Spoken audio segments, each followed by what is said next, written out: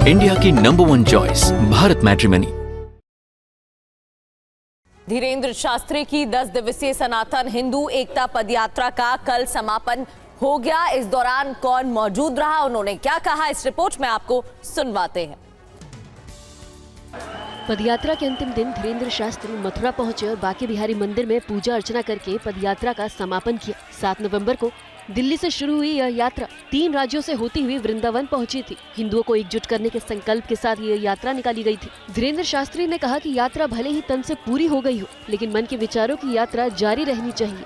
ये पदयात्रा रुक न जाए, हम यहाँ से घर जाए तो अपने गाँव में कर लें,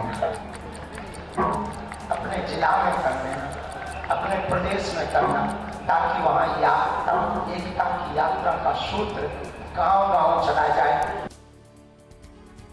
पश्चिम बंगाल में एसआईआर के मुद्दे पर हंगामा हुआ है। क्या है पूरा मामला, 30 सेकंड में देखिए ये रिपोर्ट। टीएमसी का आरोप है कि बीजेपी कार्यकर्ताओं ने टीएमसी एसआईआर कैंप पर हमला किया और जमकर तोड़फोड़ की। बताया जा रहा है कि शुभेंदु अधिकारी भेकुटिया ग्राम पंचायत में एक पूजा कार्यक्रम में गए थे। उनके साथ कई बीजेपी कार्यकर्ता और समर्थक मौजूद थे। आरोप है कि कार्यक्रम से लौटते समय बीजेपी समर्थकों ने गोविंदपुर चौराहे पर मौजूद तृणमूल कांग्रेस के एसआईआर कैंप पर हमला किया। इस दौरान टीएमसी कार्यकर्ताओं पर हमला किया और पोस्टर भी फाड़ दिए गए और कैंप में तोड़फोड़ की गई। वहीं यूपी के बागपत में धर्म परिवर्तन नेटवर्क का भांडाफोड़ हुआ है। पुलिस ने कई लोगों को हिरासत में लिया है। देखिए रिपोर्ट।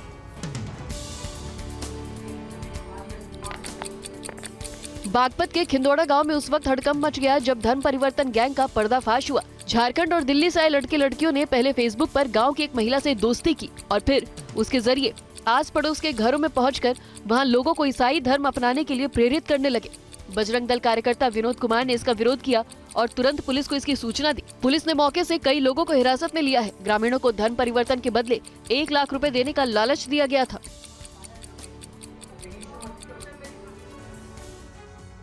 राजस्थान के भिवाड़ी से 4 गौ तस्करों को पुलिस ने गिरफ्तार किया है।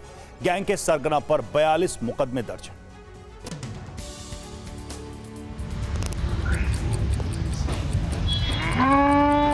भिवाड़ी पुलिस को सूचना मिली थी कि कुछ गौ तस्कर गायों को पिकअप के जरिए ले जाने के लिए पहुंचने वाले हैं, जिसके बाद फेज 3 थाना क्षेत्र में इन गौ तस्करों से पुलिस टीम का सामना हुआ। जब पुलिस ने इन्हें पकड़ने की कोशिश की तो उन्होंने पुलिस टीम पर फायरिंग कर दी। इसी दौरान हड़बड़ाहट में ये गौ तस्कर एक नाले में गिरकर घायल हो गए। इन 4 गौ तस्करों पर पहले से मुकदमे दर्ज हैं। गैंग के मुखिया राहुल पर हत्या, लूट, डकैती और गौ तस्करी जैसे करीब 42 मामले पहले से ही दर्ज हैं।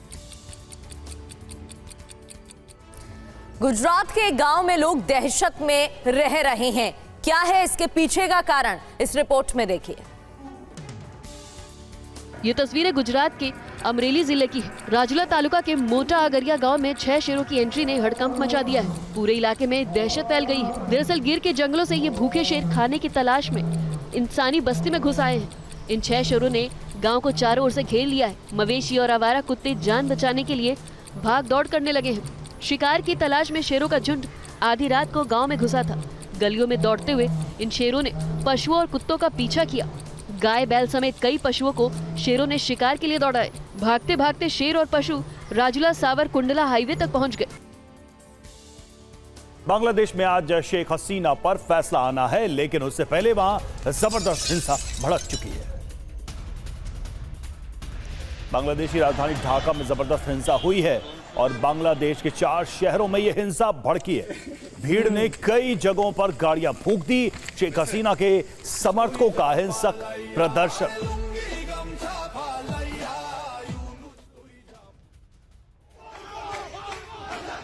बांग्लादेश में शेख हसीना पर एक तरफ फैसला आना है और लेकिन उसके पहले ही हिंसक प्रदर्शन भी बांग्लादेश में ढाका सहित 4 शहरों में ये प्रदर्शन हुए हैं।